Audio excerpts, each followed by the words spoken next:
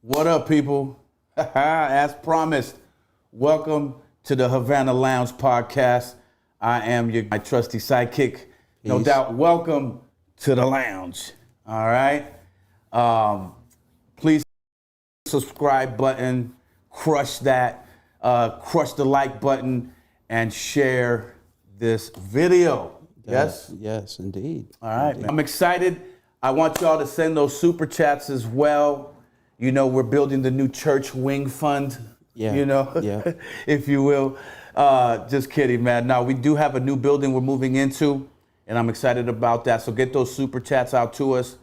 And I'm really excited because you do get a chance to call in.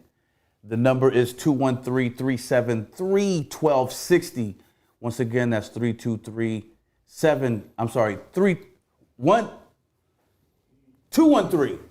373-1260. Pardon me, folks. I'm a little bit on edge, just being the first get down. You know what I mean? I'm really excited. I've had the case of the jitters all day, all week. I was just in Mexico. Yes, indeed. I spent 5 days in Mexico, and just to get ready, get my head right. Okay. You know, especially for this, aside from the fact it was my 54th birthday. Exactly, make some noise. Make some noise for your man. Yes, sir. I'm really excited about today's show, man.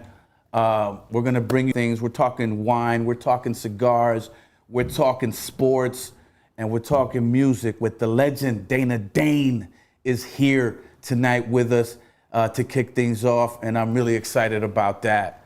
True indeed. So, son, let's get right into it. Are you up on what's going on with the Dodgers? Yeah, of course. Dodgers looking red hot, coming out of spring training, 10-2, yo. 10-2. Yep. Man, it's like if they could do this twice, based off the 2 we got taken, you know what I mean? Yeah, that would be power. That would be dope, right? Are you up on Dustin Poirier and Conor McGregor, the latest little drama? No.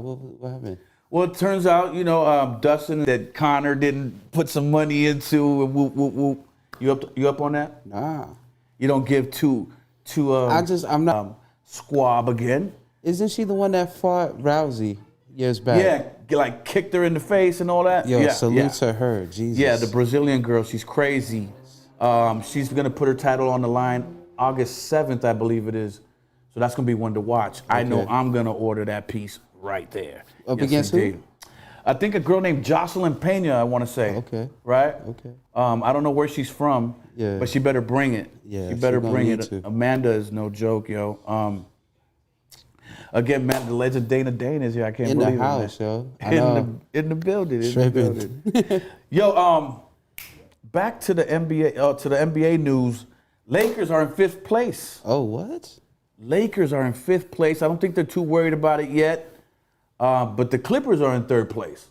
Okay.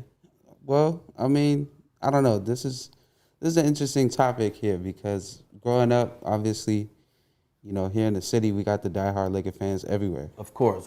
And we should support our teams. But, as a kid, people always talk so much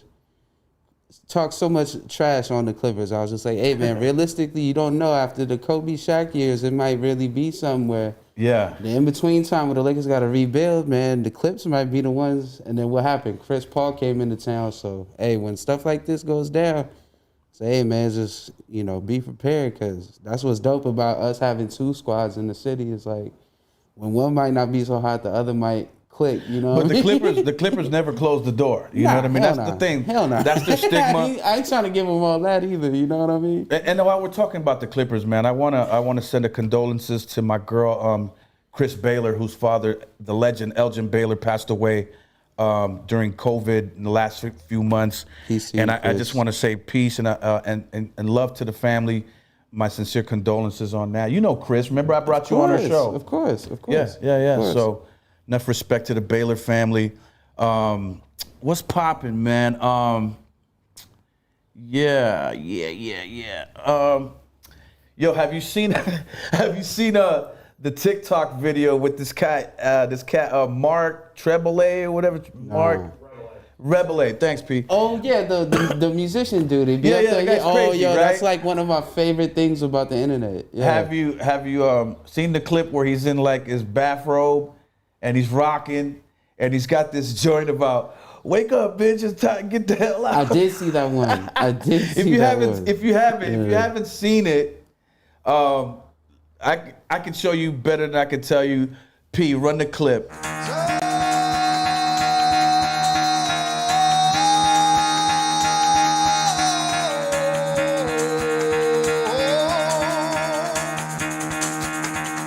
Get the fuck out of bed, bitch, go.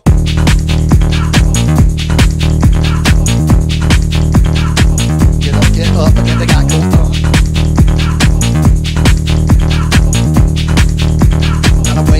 Time to wake up, bitch, get up. Get up, get up.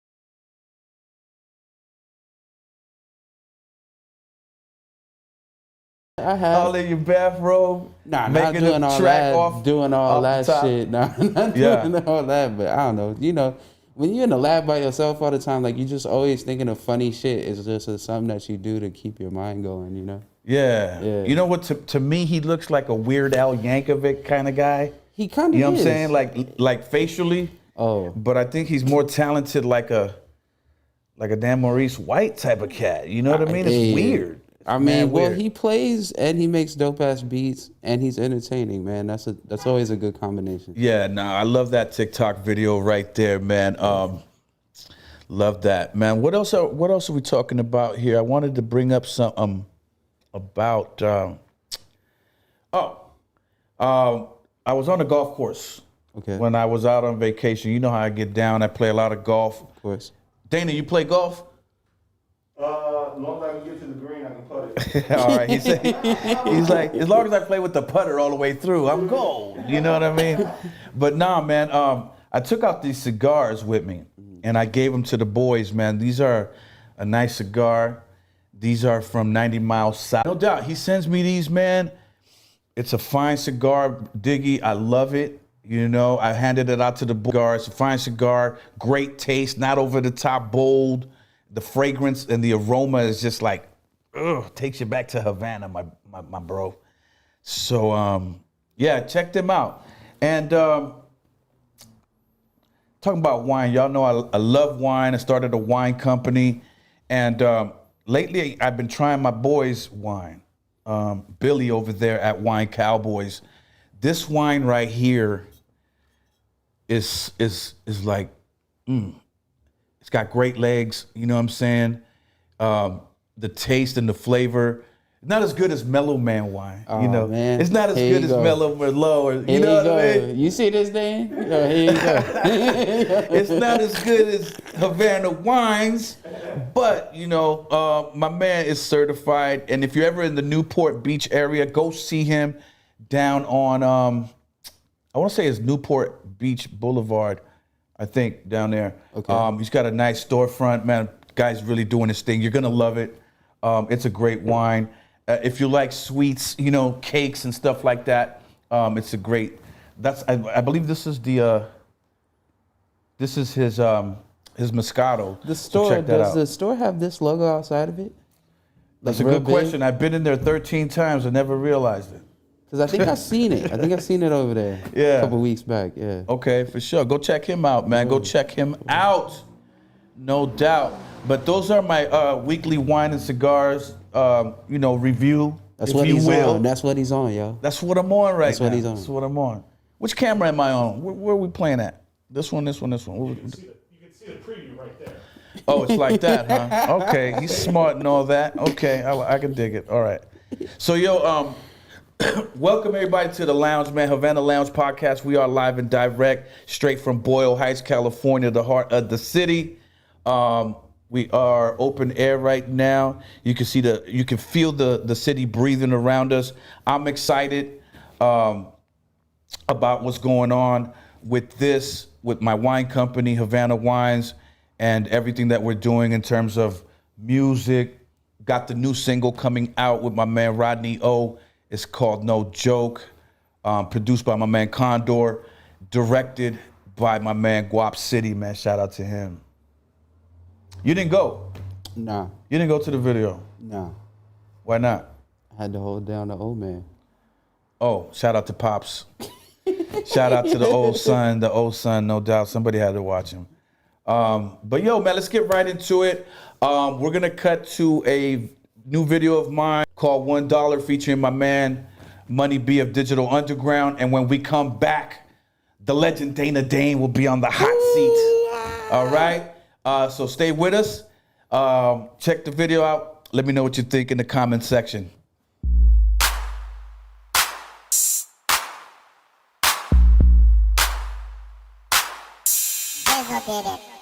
Everybody on the gram cash out me $1. I'm trying to get rich. $1. Everybody Facebook cash out me $1. Fuck COVID-19. $1. Everybody TikTok cash out me $1. Let me see what you're holding. $1. Everybody on Twitter cash out me $1. Dollar sign in my name.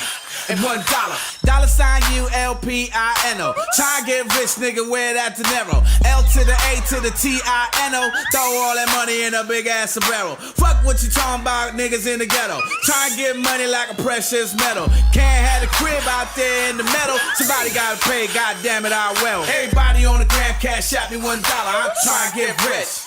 $1. Everybody Facebook cash out me $1. Fuck COVID-19. $1. Everybody TikTok cash out me $1. Let me see what you're holding. $1. Everybody on Twitter cash out me $1. Dollar sign in my name. And $1. What you know about gotta hustle for the green. Took a few L's, made a couple for the team. Like back then, I be slanging everything. Stayed on top of my pyramid scheme. True. That's how it go, Venmo, hoes, zealous. I ain't fucking with it if a player can't sell it. One chick told me couldn't get nothing from her. Dumb bitch, I already got the pin number. Everybody on the gram cash out me $1. I'm trying to get rich. $1. Everybody Facebook cash out me $1. Fuck COVID-19. $1. Everybody TikTok cash out me $1. Let me see what you're holding. $1. Everybody on Twitter cash out me $1. Dollar sign in my name. And $1. My girl talking about, baby, where that moolah. I'm on quarantine, but I'm trying to look chula. Niggas DM me, but they got no peso. I'm like Greg Nice, bitch, domino and beso. Nobody moving, nobody leaving. Till you come out that wallet and the nigga break even. You see it in the news and you hear it in the evening. Pra, pra, pra, when that chopper starts screaming. Everybody on the gram cash out me $1. I'm trying to get rich. $1. Everybody Facebook cash out me $1. Fuck COVID-19. $1. Everybody TikTok cash out me $1. Let me see what you're holding. $1. Everybody on Twitter cash out me $1. Dollar sign in my name. And $1. Get your money, homeboy. Get your money. Stop lacking out here. Get your money. Get your paper. Get your money. Get that money. Get your money. Stop playing with it, homie. If you ain't got no money, you don't stop playing. If you ain't got no money, you don't get to it. If you ain't got no money, get your grind on.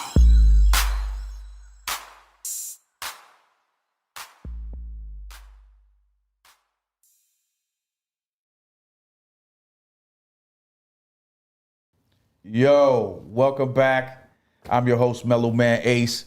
And Ladies and gentlemen, welcome my man Dana Dane. What's good? What's good? What's good? What's up, brother? Thank you for coming. Bless. Thank you for coming through, bro. When legends meet, baby. When legends meet. Ace, that's how it is. Absolutely.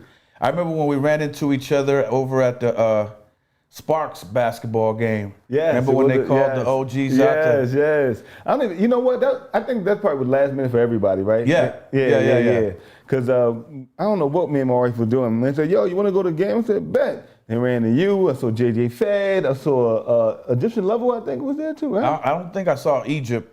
Who But else? I saw, JJ Fad, King T was King there. T. That's who it was. King T. Arabian Prince was Arabian there. Prince. Yeah. Who did I say? Egyptian Lover. That's what I meant. Egyptian Arabian Lover. Prince. No, I play a lot of golf with Arabian Prince, so I'll never forget that he was there. Right.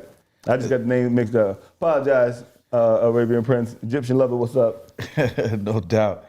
Hey, but Dana, man, how you been holding up, bro, in the whole COVID thing, and what's been keeping you like sane? You know what I mean? Because if you're weak-minded, this thing would have got to you. How have you been able to deal? Yeah, man, I was just talking to my wife about that, man. I was saying that, well, I guess people were saying that 2020 was supposed to be 2020 vision.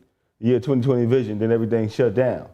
But it became 2020 vision because everybody had to sit still and really watch what was going on. Interesting. And even learn shit about themselves that they didn't know. You know what I mean? Sure. And I think that it was a blessing and a curse for many of us that are still here and figured their way through, you know? Facts. We had to learn stuff about ourselves that we weren't thinking about when you had to sit still, and then like America learned some things about itself that it wasn't aware of, or maybe they were aware of, and then they brought some attention to it. So the title of 2020 Vision, people thought it went undone, but I think that it was actually very poignant for the last year, man. It was actually 2020 vision for a lot of people. I mean, I came up with a new product. We'll talk about that a little bit later. You know what I mean?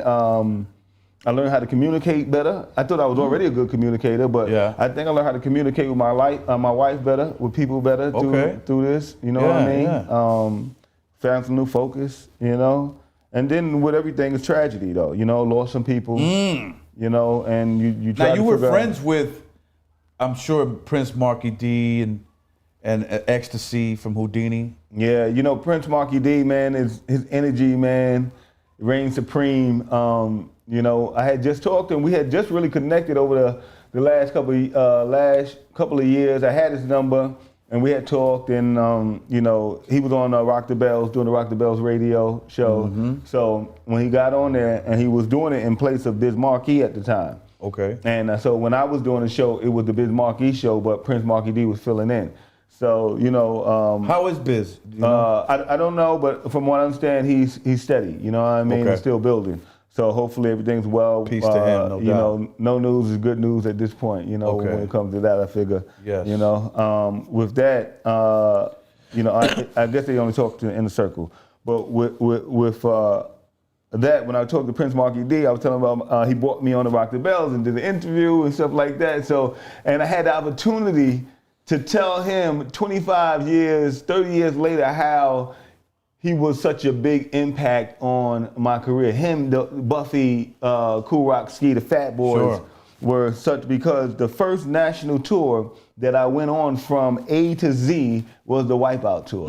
You know, when my album dropped, when Cinderella single dropped, Dana Dane with Fame, the album dropped. You know, We're gonna get to that. Yeah. You know, I got an opportunity to tell him about how it impacted my whole career. Oh, so you got to tell him. Yeah, You were able through to that interview. express it. Yeah, so, Yeah. you know, and so from there we had, you know, some good rapport and say, look, we're going to support each other. So, Full Circle, Unique Access channel that was Soren Baker, we brought him on there. But the thing about that is that I tried to get him on Unique Access for 4 to 5 months.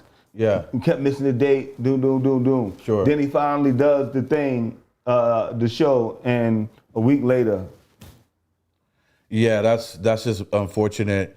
Now that's your yours and Soren Baker's? Well, it's Soren Baker's, and I'm partnered with Soren Baker because I help curate artists and I edit and whatever else it takes. No doubt. Check them out. Unique Access on YouTube, yo.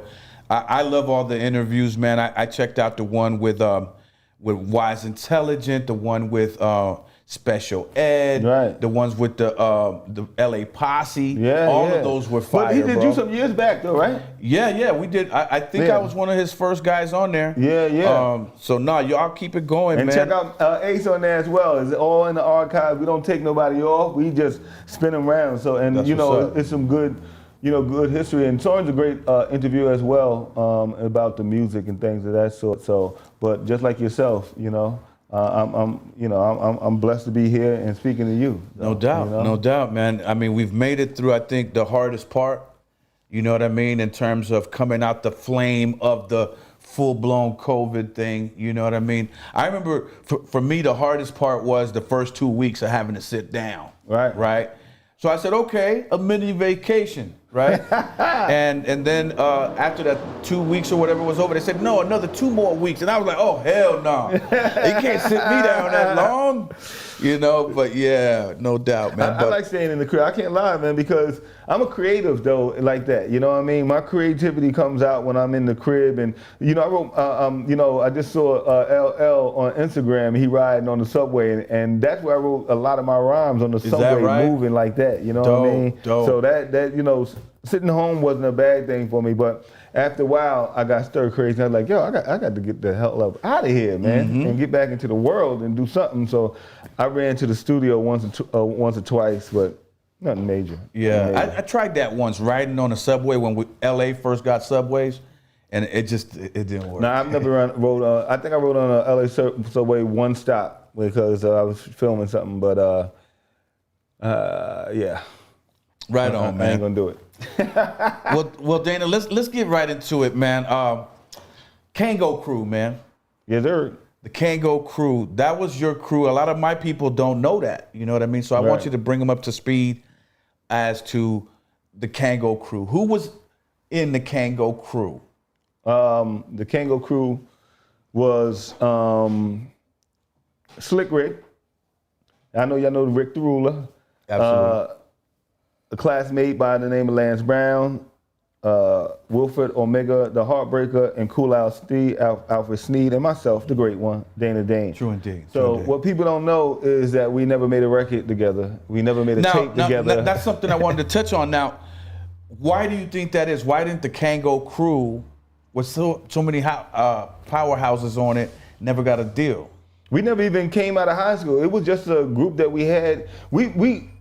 The crazy thing about the Kango Crew, it's famous. We were unsung famous high school group. All right, we never even recorded anything on a cassette tape. You understand what I'm saying? No, everybody so the school was so the Fame School. I want to live. Yeah. So the Fame School had 2 parts. It's a performing arts school where they had music and some other stuff, but it was mostly acting in that one. And then they had a music and art school where they had music and art and gospel and singing. I went to the music and art part, all right? Yeah. So that was up on the hill. The Fame School looked like our school, but the identity of the character was more like the other school, if that makes any sense. Okay, because it's 2 different schools. I follow. But with that said, it was Slick Rick, Lance Brown, Cool Out Skill, Mega the Heartbreaker, and myself. And we used to do routines just in the lunchroom and when we were on school trips and we just became legends or famous within a high school. But then after... What high school? Music and Art. It's called the Music and Art High School. Yeah, Music and Art. I thought that was... Look, when we watched Fame, we thought that was like an academy type of thing, like, you know what I mean, like a dance studio type of thing. It wasn't an academy per se, but you had to audition to get into school. Is that right? Yeah, you had to audition to get into school. Yeah. So when all of y'all was going there? Yeah, the Kango Crew went there. Yeah. We went to but like I said, 2 parts. But we went to the one on the hill. That's 135th Street in Manhattan and Harlem. Gotcha. All right. They had another one downtown in Manhattan on the lower, the Upper East Side. Let me put it that way. Upper West Side. But gotcha. I don't want to get you confused with that, but yeah, I'm already like, wait a minute. I know LES. Yeah. I don't want to get you. Hell's Kitchen. So what happened was after we graduated and Rick became who he was and I became who I was, and also the Kango Crew, two members of the Kango Crew, Lance Brown and Omega, they started, they almost, they released a record, but they didn't break through. All right. And now, why do you think that is? Because the music was changing when they was coming. It was 1990. Oh, and music was changing then, you know what I mean? What I was doing, the Kid and Play stuff was Salt and Pepper. You had to give it a little different edge to make it. Only a few artists. Yeah, but I think you fit well in that whole frame too, though. Yeah, dog. but that's not what the record labels were saying, though. Is that you right? know what I'm saying? When they changed. What they wanted you to have some dancers or something? No, or they want you. Yeah, you either go straight all dancing, or you went, and then it was either straight all dancing or hardcore. Facts. Gangster or dancing. It was no in between really caught for. up in that. Yeah. I didn't see one, tell you. You know what I mean? And I was no dancer. You know what I mean? Yeah. And I was no gangster either. I was nice. But go ahead. But I wish I could, but that wasn't one of my parts. I could be smooth, but I couldn't dance. Man, if I could dance like Big Daddy Kane, baby, come on. They ain't dancing. My pain would have. You should have went to go see our brother, rest in peace, Heavy D. He'd have taught you a couple come on, things. I was on the road with Heavy D. I wish I could dance like Heavy D. Hev got it in, man. Listen, I was on the road with Heavy D. Yeah. On the Wipeout tour. We spent most of our time on that tour. Yeah. You know what I mean? He was on that too. Yeah, Salt and Pepper, the UTFO. Facts. 4x4. UTFO, one of my favorites. Yeah. You cold wanna be with me? I love that joint, man. So do you keep in touch with any of the Kango Crew still? Yeah, Rick is my brother. Still? Yeah, we be trying to get a vacation. Beautiful. You know what I mean? What about Lance Brown and Wilfred just had a birthday. I talked to him. Good. And I was like, yo, we should collaborate on a song. He said, bet. So he's gonna help me with a song. So Kulowski is in North Carolina. He's an Army Reserve, so he's a cool brother, and we talk. And Lance, you say South Carolina? North Carolina. North Carolina. Yeah, North Carolina. And Lance Brown, he ministers to people, so he's always, the funny thing about Lance is that when he's going to school, he always had to lead school. So because I think it was 7 Days of Venice or something like that, and he had to lead school. And nice, he had to pass. Yeah, but he didn't really wasn't attracted to the religious part at that young age. Okay. And then full circle, as he got older, it really became a part of who he is, and he's helped a lot of people through his ministry, so that's a great thing. So everybody's doing what they're supposed to be doing. Big up to him, man. Big up to him, man. Yeah, absolutely. Man, that's crazy. That's crazy. I've often wondered what happened to the other two members, you know what I mean? Yeah, it's three. It's three others, yeah, right? It's three altogether. Lance Brown, Lance Brown and Omega Heartbreaker. Oh, and another tidbit you don't know, Lance Brown and Omega Heartbreaker sung on Salt and Pepper's album, and they're the voices on Let's Talk About Sex, Baby. Okay. Let's talk about you. Good for them. Me. Good for them. Yeah. So the whole crew did a little something. Yeah. You know what I mean? Something, in the end. Tell me this, Dana, man. Being in the music business as long as you've been, and myself, I remember when I came in, you were already there. What's your least favorite aspect of the music business? Is it the business side? Yeah. But, cats is mad greedy, man. They mad greedy, man. The labels are mad greedy, man. I was just thinking about how mad greedy they are, you sell an album back in the days for $9.99, all right? $8.99, $9.99. You sell 500,000 copies of that record, man. It's some millions, man. It's a good amount of millions, And then we got pennies on the dollar. Yeah, they want to. If they sold if they made $8 million, I know whatever their overhead is, blank, blank, blank. They still want us to only, because they try to figure ways to take your record sales back in the days. Yes. With broken copies and returns and all this other. All the recoupables, yes. Yeah, these things that are not even existent, and then every charge under the sun for promoting yourself is charged back to you. You understand what I'm saying? And then. So what is their overhead? Their office and paying themselves? You know what I mean? I know they do some things. They put the record out there. They get the distribution. But with that said, they still want to pay you 3% of that $8.99 at the end of the day. No, the retailer makes more than you. Yeah. Yeah, I know. I was So there. the business part was the I was is the- there. Yeah, the business part is the craziest part, man. And you know, and still up to the day, you got to figure a way to how to get your money from them. You know what I mean? Real talk. I just don't. It sapped my energy, man. It sapped my energy. Yeah. It made me not want to be in the business. So the greatest thing that ever happened was the internet. Now you can put out your records on your own. Yeah. Now, you know what I mean? Bloop. Yeah, I kind of have a love-hate with the internet, but you know, overall, I think for new artists, it's a dope way to get down. Tell me this. What has been your most difficult obstacle to overcome in life, whether it was in regular life or in the game? My different. Your most difficult obstacle, like I remember for me, I'll give you an example. I was faced up against Capitol Records. I had a hit record, a huge hit record, and they wanted all the other songs to sound like that too. Right. Did you go through anything like that? Oh, shit. We need another Nightmares, or we need. No, you know what I mean? I got worse than that, man. I think I got even worse than that. And when I say I got worse, I was just talking about this on this covers thing that I did. But anyway, my second album, the first album, I did the whole Dana Dane with Fame album with Herbie Lovebug, or whoever the producer was, Sam Jacob Jr. We did Nightmares together. We did the song, we delivered it to the record label. They signed us. They put it out. They didn't go back and mix it. They didn't do anything. They mastered it and they put it out. Right? Boom. Fast forward, the Lansing Street comes, change producer. I go find Herbie Lovebug. We do the Lansing Street. We send it in. Yeah. They don't pay me no money for this now, mind you, to get to produce the record in the first place. All right? I go produce the record and give it in. Scooby-Doo. Yeah. The second record, I do the same thing. Produce the record, give it in. The album, we go produce the album, give it in. They don't mix it, they don't do nothing, they master it. They get the cover together, they put it out. They market it, of course, they promote it. Yeah. I know it costs money to do that, so thank y'all. Appreciate that. So Yeah. They did that. All right? Fast forward, second album. Now they want to tell me how I should produce the album, who I should work with, how All the of a album should be sudden, delivered. they got ideas. And if you don't do the album this way, then the stall begins. Yeah.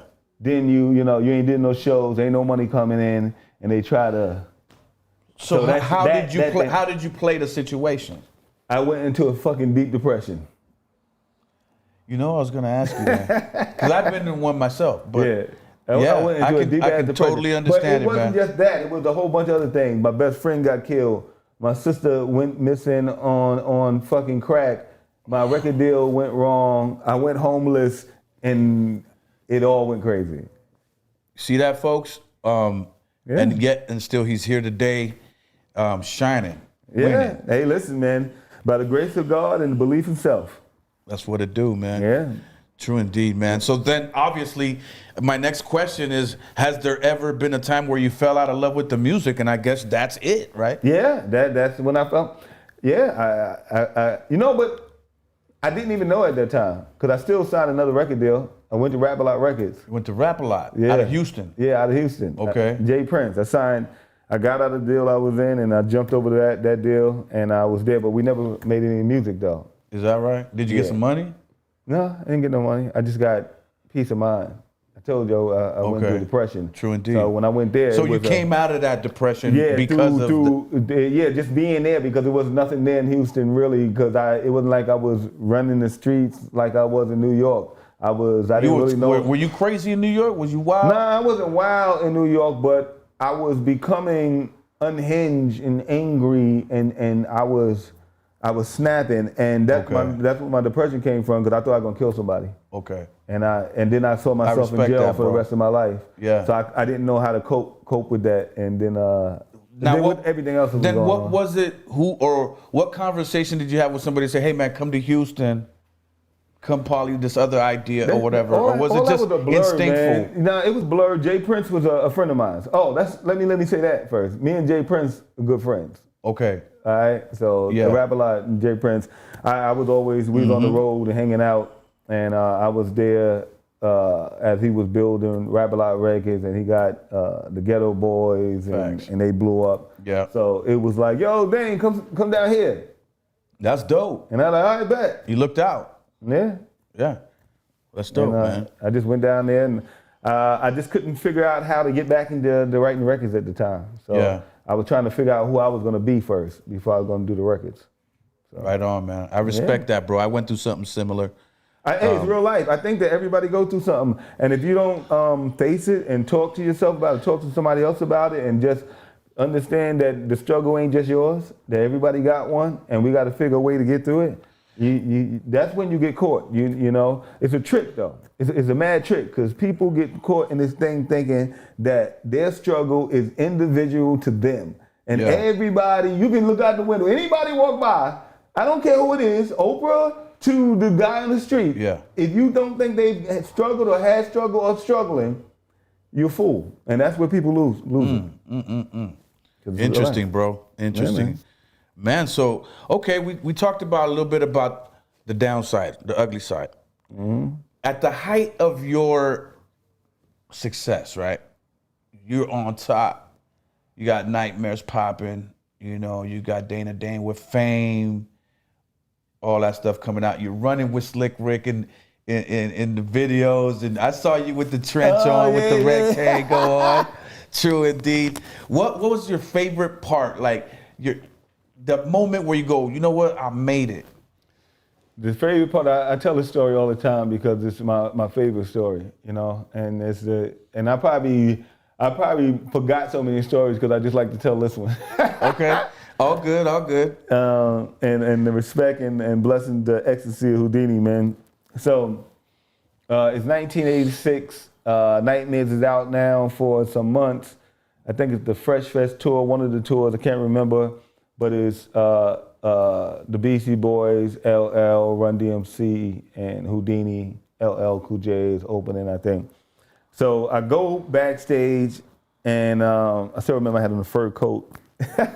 Because I was pimping now. I was out of the projects, and I got a fur coat. Nobody ain't got no fur coat. So I still never owned a fur coat. You know, so it was a Fox, too. It wasn't even an expensive one, but I thought it was at the time. Right. It was lovely at that time. The audience didn't know. That's right. I didn't know. It was lovely at that time. Anyway, so I go to Madison Square Garden backstage. Yeah. And the first time I run into is Grandmaster D.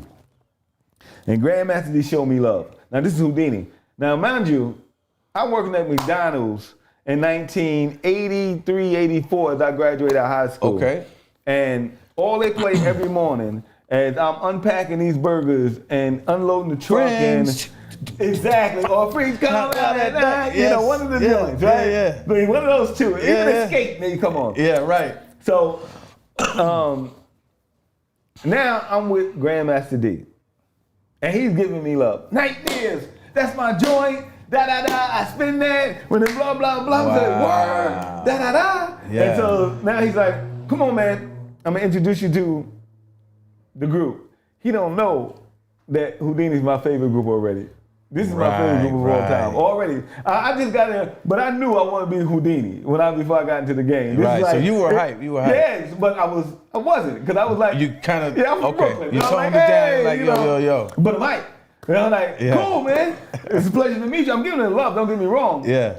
But I ain't crazy, so he take me in the back, and he walks me in the room, and they got girls in there, of course, it's Houdini, and they got the bad chicks, you know. I'm like, dang, where they get those type of chicks from? You know what I mean? Right. Like basketball Next players. level word. Next level chicks, you know? Yeah. Not your normal groupies, not to me. But I'm doing the game. But with that said, so I go in the room, and they turn around, and Grandmaster said, yo, Ja, this is Dana Dane. He's like, oh, okay. Nightmares, yeah. We like that joint, man. Good deal.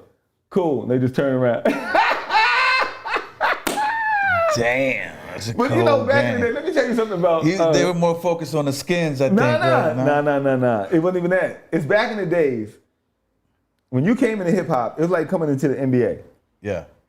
You were a water boy. You were a bag carrier. You're a rookie When you come in, I don't care how big you think you are. You washing somebody's underwear. Yeah, basically, you carrying the bag. Yeah. You know, basically, and not so much as carrying the bag, but you respecting. Yes. The hierarchy of Right. who came in Absolutely. and the work they put in. Yes. So it's not like they gonna come in and be like, you the fucking man. You know what I mean? So they came in like, yeah, we see you, but. Chill, shorty. Get your game up. Oh, wow. But it's love though. But It's amazing. It's amazing. Mel was like that. All the cats. Run DMC was like that. But the DJs was always cool. Jam Master Jay always showed me love. Is that right? I've never met Jay. Jay is the best ever. Rest in peace. Jay's one of the best ever. Grandmaster D, Jam Master Jay, they took me in real easy. Like, yo, I think that's just their nature though. That's crazy because on the West Coast, as we're watching all you guys at that time, we were thinking, man, they must all know each other and get along fantastic. No, we got along, but it was even closer than that. Like, they must all know each other. Brooklyn's in the house, and we're listening to these records. Brooklyn's in the house. We're like, whoa, that's crazy. They must all know each other. You know what I mean? Yeah. But it wasn't like that. Cats stayed in their little their pocket of people that they knew or didn't know, and then sometimes they went outside of that. It just depended. But it depends on who you were.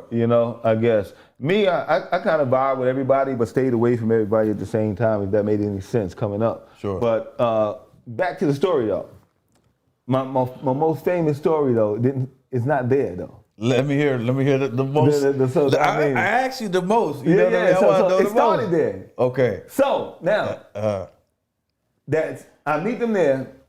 2 weeks later, me and Grandmaster B become real cool. 2 weeks later, he called me and says, "Yo, they're taking the tour on the road. You want to come with us, Dane?"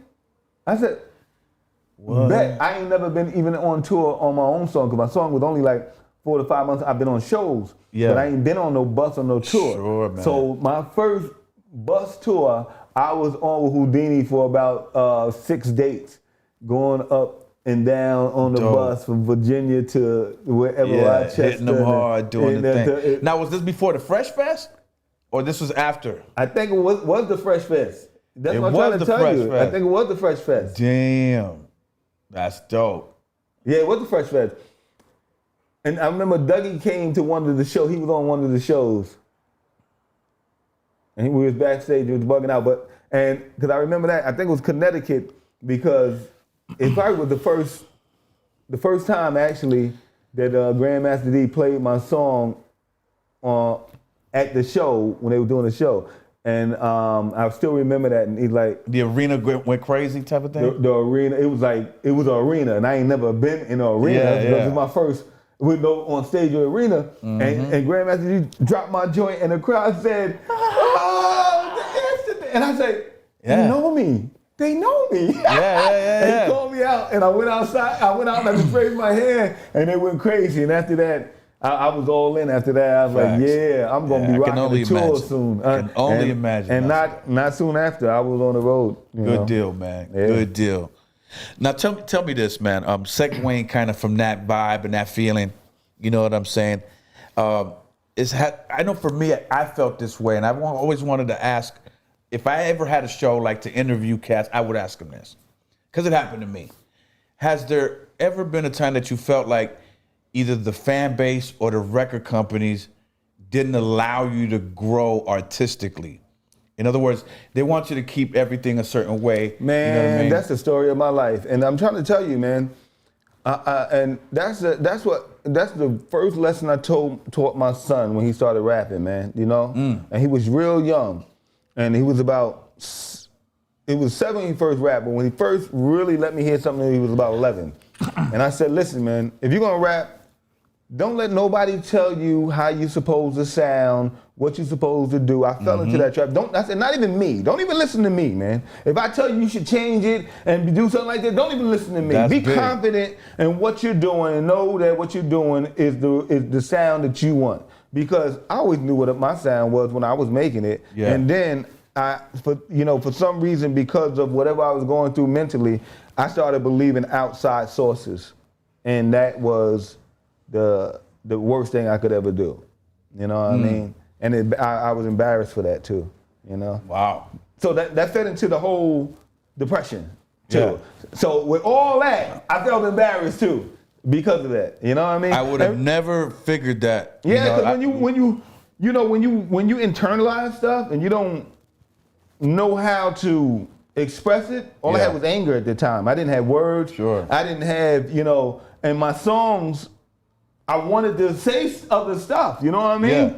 But they were like, no, you need to stay in this package. You know what I mean? Yep. You And need that to happened, stay in that happened to me. I know exactly how you feel. That's why I asked you that question, because you got to kind of be an artist at that level to know that emotion. Yeah. You know what I mean? To feel that feeling of what that feels like. Yeah, man. You know what I'm saying? But, the thing of what I say to people is nobody died. Now, did you ever turn to drugs or anything like that? No, I got high for a little while, but I never turned to drugs. Oh man, it was a social thing for me. Yeah. And as soon as you wasn't social no more, I was done. Facts. But I was an old English guy. Old English. Yeah. And then I got into blunts, but old English. Okay. I was a liquor drinker. Man, I'm glad you're not asking me the questions, because that's it, man. Cocaine, acid, shrooms, the whole nine. And you still the here. whole You made nine. it. You made it on the other side. And I still made it. No doubt, man. Look, it's fitting that this next question is number 7, because the legend is in the house. Dana, does the expectations of being a legend, do they frustrate you, or do they keep you motivated to stay creative? I don't have no expectations of that. No, people's expectations. No? I learned to manage expectations, man. When you manage your expectations, people want you to be something all the time, man. I manage my expectations of other people. Yeah. I manage my expectations of what I'm willing to do, but I don't manage I don't limit myself though. You know what I mean? But I know how to manage my expectations, because when I say that, nothing is perfect. We all chasing some perfection that is never going to be attained. You know what I mean? Because I don't know who created the word 100, and who said 100 was perfect. You know what I mean? Somebody created and said to get there, that's perfect. But for different levels of something, it might be perfect. You know what I mean? Yes. Yeah. So it's perfect does, I guess. Yeah. But we all work to be great, though. You know what I mean? And why can't you work? Like your shirt. I like your Hey, shirt. never too late. Dana brought this shirt in today, and check that out. It's never too late to be great. That's How right. about it? How about that, huh? Yeah, man. That's a fact, Jack. It's never too late. Never too late That's to be why great. my inspiration to nowadays is John Madden. Is that right? Yeah, guys like that. When he was coaching, he never saw $1 million contract. Right. But when he created the football game for the Man, he the became team. a multi, There right? you go. There you go. That's what I'm saying, man. Man, I can go on and on about that, but when they say write it down, focus on it, go after it, it's not a lie, man. It's just not a lie. Sure. Focus on what you want, go after that. All I wanted after I came out of that was be a better person. I'm phenomenal, man. That's what's I'm up, a great man. person, man. You know what I mean? Everything else came easy after that. I think God put all that in my way to let me know who's gonna be my friends. So when I got to where I needed to be, I knew how to navigate. You know what I mean? Yeah. And show me what the fake was. So That's dope, man. It took me a while to figure that part out. yeah, you got to learn your lessons, man. Everything is a lesson. I don't care whether it's good or bad. It's a lesson, man. It's a lesson in there. And if you jump over it, you turn your head away from it, you don't pay attention to it. That's on you. But it's there. I just got to the point where when they tell me, yo, you need to do another one, or no, you need to, I just go back and if you only knew what these record companies was about, you wouldn't be saying some stupid shit like that. But tell me about these, Dana. Well, we're talking about creativity and some things that you're working on. You got your T-shirt line. Oh, yeah, man. Tell me about these right here. So look, check these out. Yeah, man. Let me get one of those, man. So I just made these too. This design, but this right here is Fanta cake. And Fanta cake is the germ-free way to blow out your cake candles and to save the cake celebration tradition. You know, people still like to sing happy birthday to you. I just had a party at the house with my girl. It's a tradition. But then when they get to blowing out the candles, people don't know what to do anymore. You know, they're going to wave their hand and so I created Fanta cake. You know, the cake. it's a nice little party favor and accessory. Hopefully it'll be in stores everywhere. And, you know, when it's that time, baby showers. I got one for baby shower. I got one for birthdays. I got one for retirement. They're themed Yeah, out. yeah. It's happy birthday. I got baby shower. Yes. I got, you know, just eat cake. Yeah. And, yeah, I got congratulations over there in the gold and the silver See that? somewhere over there. Oh, here goes the congratulations right here. Okay. Hey, boom, right there. So, bye. Yeah. Now, where could they pick these up at? Where Right could now, they get these? right now I'm on fanofcake.com, but I know somebody out there, know somebody at Party City who's a buyer, a seasonal buyer. Holla at your people so I can get my joint in there. Walmart, Target, I'm working on it right now. You know what, Dana? This is a great idea, especially since people are very COVID aware. You know what I'm saying? I mean, some people wanna... still blow on their cakes. I don't know why, but you know, if you want to share your cake, you know what I mean. After you got candles, I think I can save the cake candle industry and save the birthday celebration at the same time. Yeah. Because cake candles, and you keep like the cake that. germ free. That's You know right. what I mean? Whoop, whoop, whoop, whoop. Yeah. And look, you got you a nice little. Hey, take that picture. I can dig that. I can dig that. I can dig Yeah, that. that's for y'all man. too, man. So Thank pass you. those out to some people having birthdays, so they can pass the cake and not the COVID. See those there right there for y'all. Hey, check this out, man. I had a ill question for you. As a legendary cat, you know what I mean? People respect you. People admire still the work. It's classic, timeless, you know what I mean? But tell me this. Has there been anything that you feel in your career that you left undone that you would go back if you could and fix? I don't know if I'll go back and fix it, but because like I said, I'm really on the mind state of never too late to be great. And I got another shirt, never too late to be great again. I can dig that. You know, I'm gonna need that. Yeah. You know, I'm Because, gonna need that. you know, I say never too late to be great again because I say this. I think we all born great, and somewhere along the line, we just forget our greatness. So we have to be retaught our greatness again. You know what I mean? So that's why I say never too late to be great again. But I should have made more records though, man. I should have just made more Now, records. did you have a 7-album deal going in? Yeah, I had like a 5-album deal or something like that. And you did 2. And I did It's kind of two. like me, man. That's what I did. Yeah, I did 2. I was like, because I got frustrated with the business, though, man. True I should have never let them frustrate me, man. I should have. true indeed. But you know what? That shows me that you didn't sell out, man. You know what I mean? No, I did though, because that second album was. I mean, you know, the second album had some good songs on it, but it did from compared to the first album and what I know how I felt Yeah. spiritually and mentally and all Okay. that, I know it wasn't my best work. Okay. You understand But no, what I'm I saying? meant selling out in terms of taking that step to do some ritualistic things in the industry and do that type of thing. Yeah. I wasn't built for that bullshit. Right, man. right. Neither was I, just, bro. yeah, you Neither know, was I. Like I said, I had a short temper, man, and when I felt somebody was faking, I was quick to say you're fake, you're faking. Stop fucking with me. You know? Kept it pushing. Yeah, and I just kept it pushing, and that was one of the things that. Because this business is built on networking. You got to network. You know what I mean? You got to stay connected to the people. And I just disconnected from it altogether. Like, that's not for me. You know what I mean? Yeah. And, you know, the thing of it is that that's what I always thought I wanted. I was building to that Dana Dane fame. I wanted to be famous. I got there like, this is some bullshit. I got so tired of it, man. I let other cats run away with my style and just go ahead and bastardize it. Just you know, the whole bilingual thing. You bastards just so many people that use my style in one, it's man. I don't, it is what it is, you know.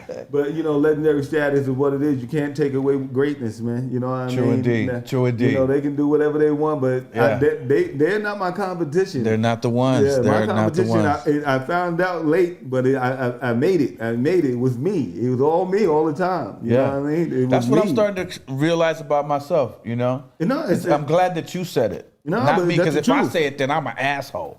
No, but your You know what I competition is only you. It's always going to be only you. Facts. You know what I mean? Because True indeed. that's the person talking to you the most. Yeah.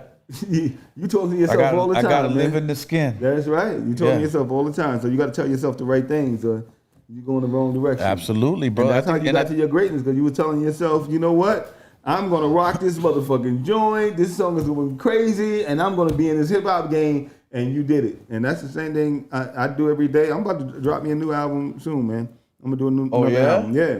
So Do tell. My game plan is to get on the top of the Billboard charts again, just to show that I can do it. Not so much as that I need to do it, but because I make dope music, and I'm like, do it. I mean, do look at Smooth B, brothers like Smooth B. Oh yeah, exactly. That's my dude. See what I'm saying? Exactly. Yeah. And that was my mind state before he did it, and he didn't. I was like, I was jumping up and down like I did it. That's what I was acting like it was my record. Yeah. You're fool, we did it.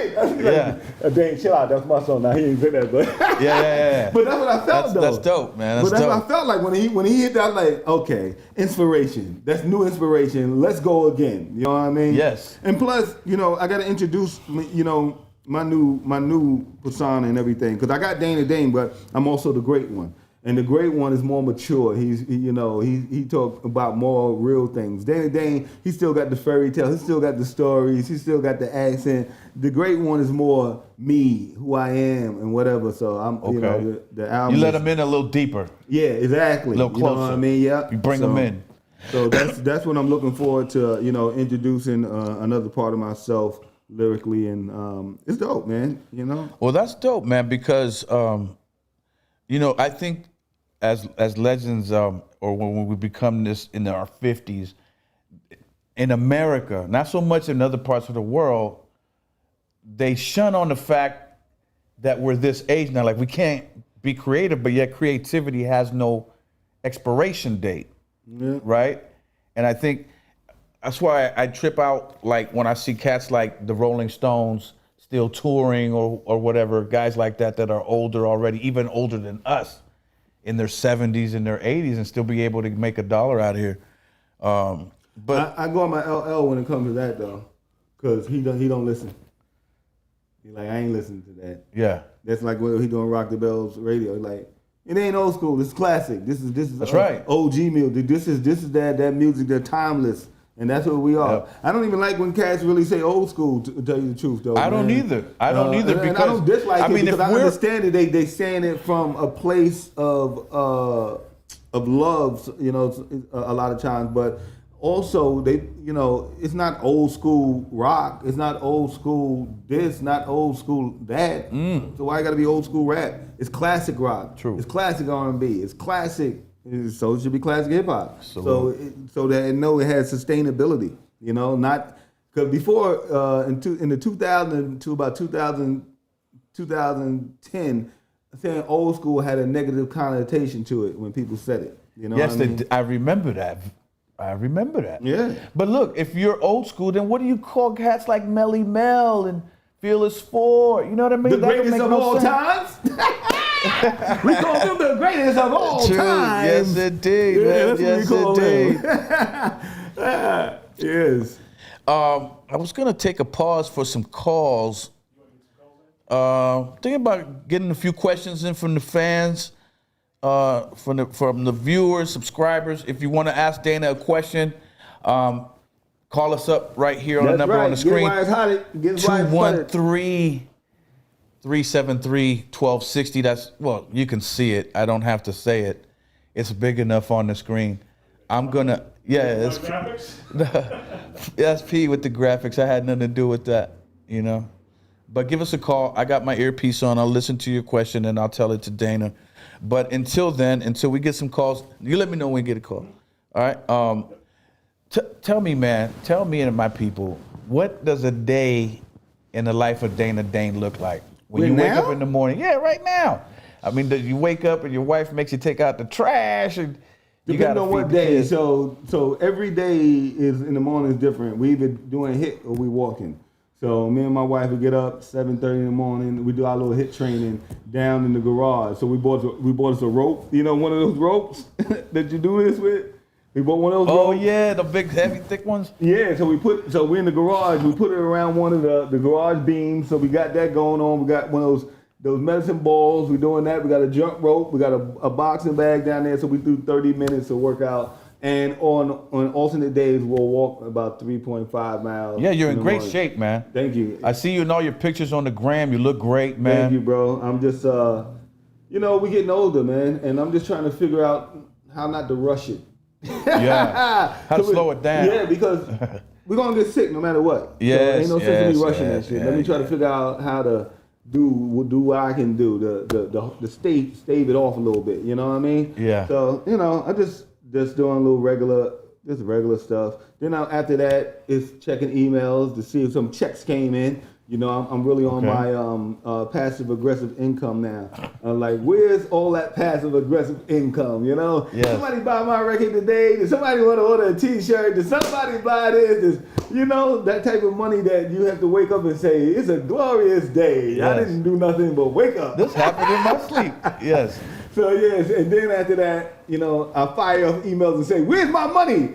Since it didn't come in. Yeah. So I work on films though a lot. So I'm either writing the script, I'm working on a budget, I'm scheduling something. Hey. I'm trying to figure out how to raise some funds for a movie or something like that.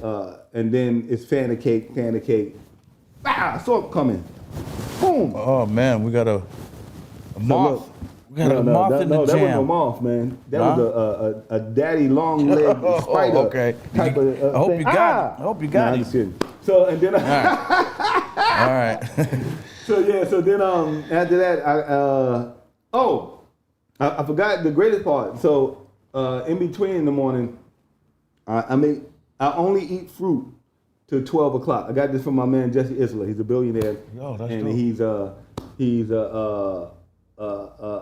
motivational speaker. He's a serial entrepreneur, and he hasn't eaten anything other than fruit for like 20 some odd years. So I went through his coaching class. He had a coaching program, and I think everybody should get a coach, man. If you haven't had a coach or a mentor, I think everybody in the world should have a mentor or a coach. You know what I mean? So I went to this coaching program, and that's one thing that I came away with was he didn't eat anything but fruit to 12 o'clock because it helped his digestive system. You know what I mean? So I make a smoothie or have some fruit, depending on my wife just bought me this nice blender. I feel like I'm in Jamba Juice with this joint, and I'm ready.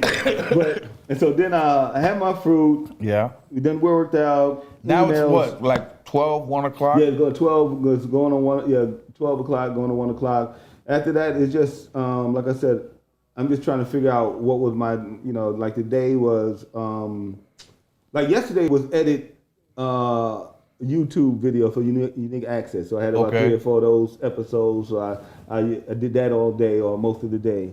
And then today I was working on Fan of Cake, so I had to get some insurance. So I was reading through the policies and stuff like that. Sure. And then, looking at contacts to see I can get the joint in. So that's my day, man. I'm just... when do you fit in the studio time? Oh, so that happens like 6 o'clock. Okay. I go to the studio. Yeah. You know what I mean? You're a That's late when I go. afternoon guy. Yeah. I like to go to the Okay. studio in the nighttime when the sun is about to go down or it's nighttime. So Okay. then I go vibe there and I do about 4 hours there or whatever, depending on what we're working on. Like the other day I went, my man Caviar. I don't know if you know Caviar. You know Caviar? Compton Caviar? Nigel Stargate, that's his alter ego. We got some songs together. But I went to the studio the other day and he was just cooking up beats. And I was just sitting there just listening, and every time a hook came, I said, "Yo, how about this hook?" Some of them worked, some of them didn't, Okay. But I was just there vibing with them, you know what I mean? Yo, that reminds me, we should do a song together, bro. Why not? We should do a song together. Let's get it. You heard it here, Everything's possible, folks. You heard it here first. Yo, True indeed. so we don't have a caller right now. But Lily in the chat, in Yeah. the YouTube chat, That's Lily fine. wants to know, Yeah. what was Dana Dane's most prolific show where he performed? Who was with you? Who did you share a stage with? Most prolific show. Where you performed? What does that really mean? I mean, like, which was the biggest get down? You know what I mean? 15,000 seater in Colombia or something, Yeah. Who was on the bill with you? Let me think. There's a lot of big shows. I don't know. I've been on with Hammer. I've been on with Run DMC. Wow. I've been with Houdini. All of them. I ain't mad All at of that. them, man. All of them. I ain't All mad of at them. that. Every show I did, man. even the shows that I do right now with the classic artists are even doper. Tell than us they were. about that. Yes. They even doper now to me because What's the collective called again? Alumni. It's The called Alumni. Alumni. So that's Yeah. Chuck Rock, Kwame, Special Ed, Moni Love, myself, as well as Greg Nice, DJ Tap Money. But when I say, when and this is right before COVID struck, I was struck. I was on the show doing shows with KRS One on the bill with Dougie Fresh, Big Daddy Kane, Slick Rick, EPMD, and then the cats I just said, Chuck Rock, Kwame, Special Ed, Yeah. and so many other greats. You know what I mean? That's a beautiful thing. Let me just say right there, bro. The bond that you guys seem to have, that collective right there, is so hard to put together, first of all, and unique, second of all. How did that come about? Whose idea was that? So it was Chuck Rock's. It was Chuck Rock's Brother idea. Chuck. So Chuck Rock, Chuck Rock, and Special Ed had been running into each other on the road. It was early to mid 2000s. So we was running to each other on the road. I just got back on the road in 2001, 2002. Oh, there it is, right there. No, that's the other thing. Yeah, that's the moth. But so after a while, after seeing each other about 4 or 5 years on the road, like 2006, he said, 2007, he said, we should come together and perform together and give people one price.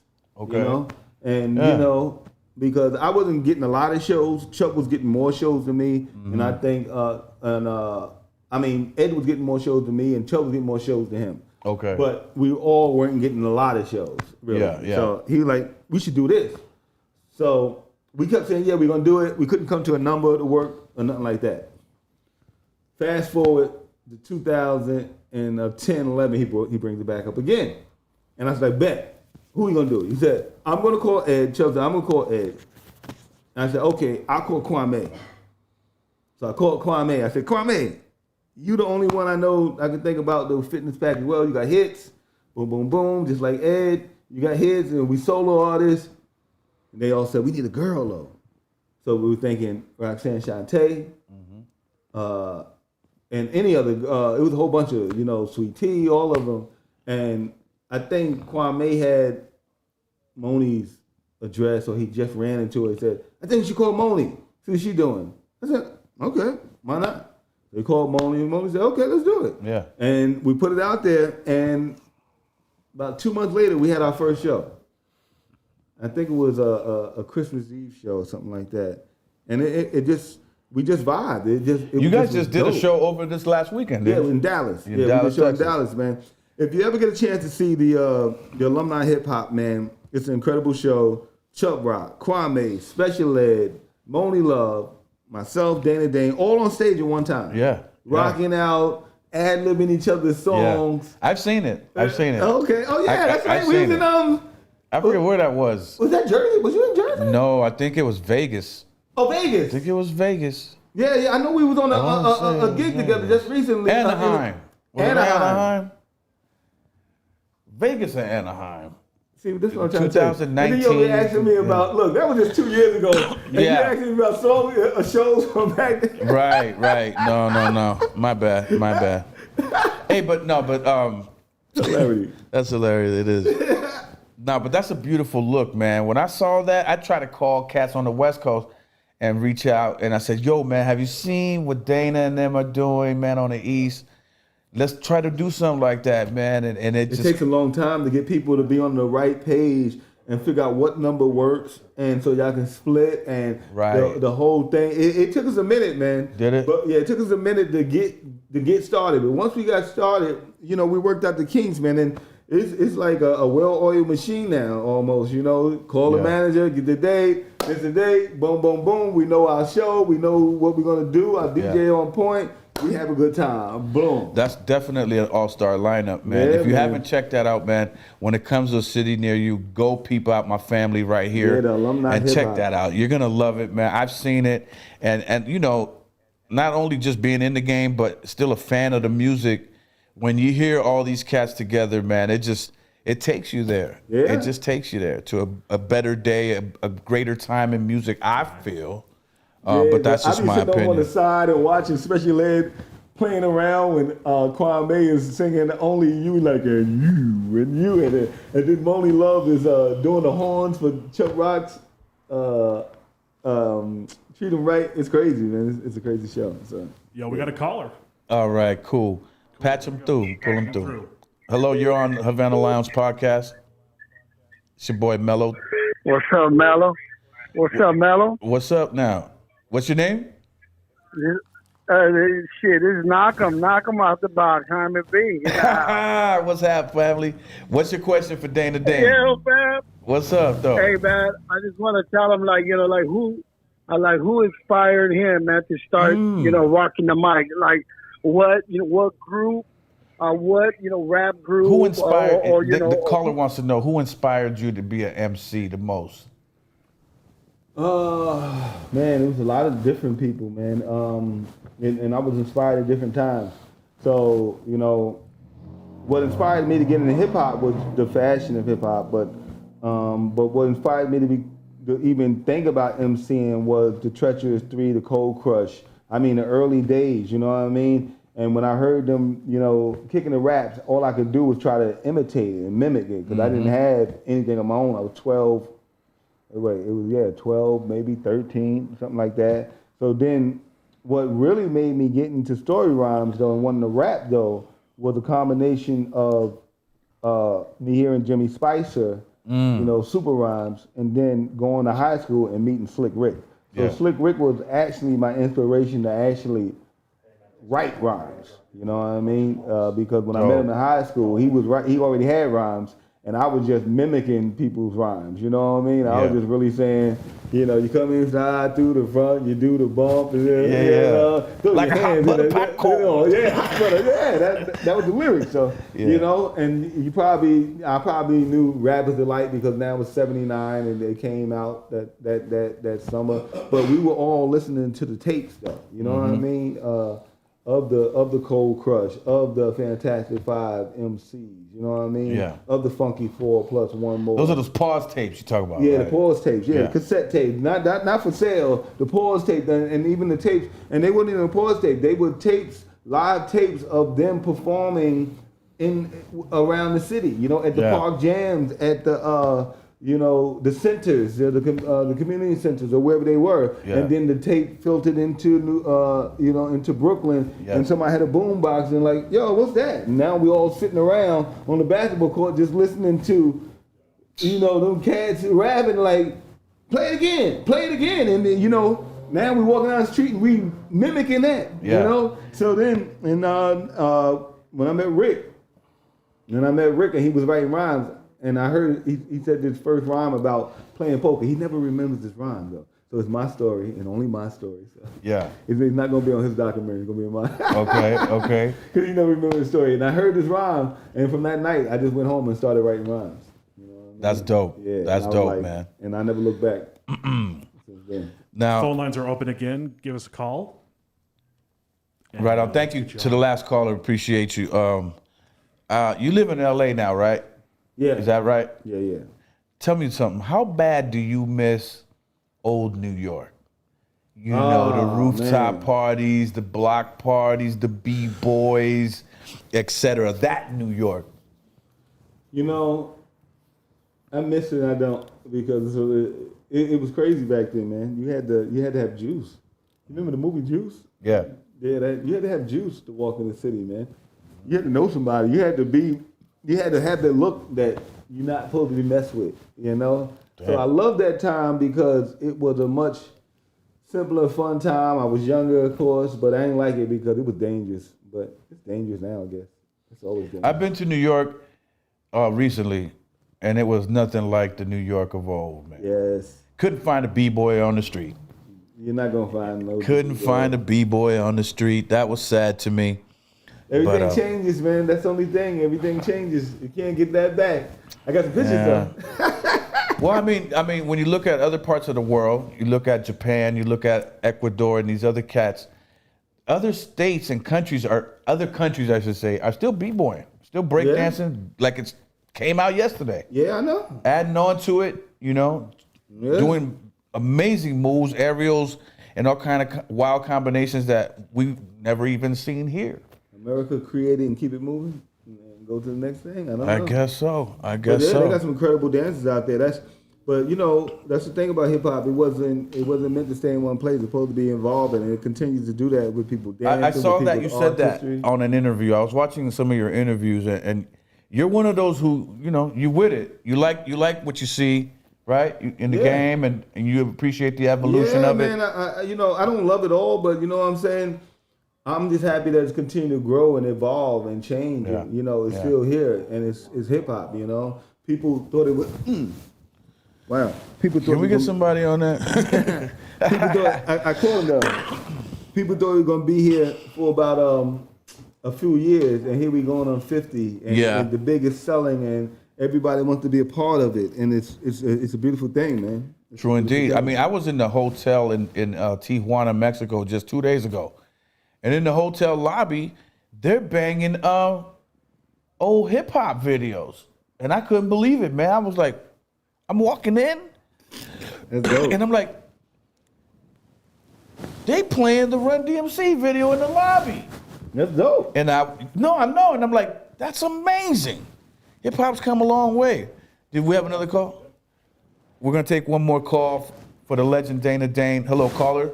You're in with a Havana Lounge podcast. What's popping? Peace. First of all, I just want to say salute for putting on this content and platform. You're doing a fantastic job. Thank you, fam. And everything looks great. I just wanted to say, what does Dana Dane think about the current waves in hip hop and rap music, and is there anything that's not being touched on, and that's just it in a nutshell. Two-part question, Dana. The caller wants to know what are your feelings on the modern day culture, which is what we've already just kind of spoke about a little bit, but and what are the downsides of it? Thank you. I think the you know, like we were just saying, I like that there's still a lot of creativity out there untapped. You know what I mean? They're still evolving and finding its way through, and more people are doing it. They have opportunities to make a whole bunch of money and support their family. The one thing that kind of irks me is that a lot of it kind of sounds the same, toned. You know, Yes. You know, it just coming from where I came from in hip hop. Everybody was, you know, it started off with people having a certain type of bravado and sound, but it quickly became. He sound like that one sound like this one sound like that. Nobody sounds alike, and if they did, they had their own little thing that made it different. Still, Absolutely. You know? Yeah, that's what I appreciate about that class, especially the 80s class. That set the standard for the 90s class. Is like, don't sound like, no, you know, Public Enemy didn't sound like, you know, Poor Righteous Teachers and or Big Daddy Kane, and Big Daddy Kane didn't sound like Brand Nubian, you know? Yeah, I mean, even, you know, and God rest Ecstasy and DMX and Prince Marky D, nobody sound like them guys. They did their own thing, you know what I mean? And, you know, and I think that's the only thing, but that is not the artist. A lot of times it's not the artist's fault. You know, sometimes it becomes what's popular. Now it seems like we're in a challenge world, so you got to do the thing that's the thing. You know what I mean? So the sound is the sound that people jump on, and that's what's happening. Originality. Be original. Originality. Originality. And like that, from the legend himself, keep it original, baby. Keep it original. Dana, it's been a pleasure, bro, chopping it up with you. I don't want to take up any more of your time. Mellow Man to the Ace. It has been phenomenal, brother. Hey, thank you, man. Thank you for bro. having me on your show. Continue greatness in all you do, brother. Thank you, brother. Thank you. Once again, thank you for coming through, Dana. We're just about wrapped up. We're good. Until next week, join me next week when my guest will be special super athlete agent, super agent, Jack DeLance will be with me talking about the athletes that he represents, like Kenley Jansen and Chris Taylor, Max Muncy and these guys from the Dodgers. Super agent, sports agent, marketing agent, Jack DeLance will be here. So join me then.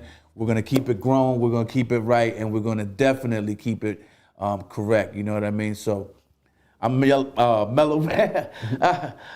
I'm Mellow Man Ace, and you're not. That's Dana Dane, and we out of here.